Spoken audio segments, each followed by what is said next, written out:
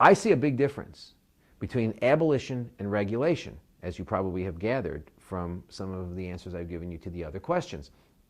Just as in the 19th century, there was a real schism between abolitionists of slavery and the people who wanted to make slavery more humane.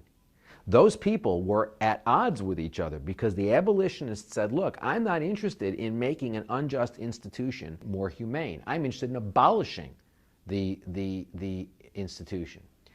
And what we have here presently in the United States is a tension. You know, many animal advocates say, well, what's the difference? Because, you know, if you're working to reduce suffering, that's going to lead to abolition. Let me tell you, there is no historical evidence, absolutely none, that by regulating animal exploitation, it will lead to the abolition of anything. If anything, the empirical evidence is to the contrary.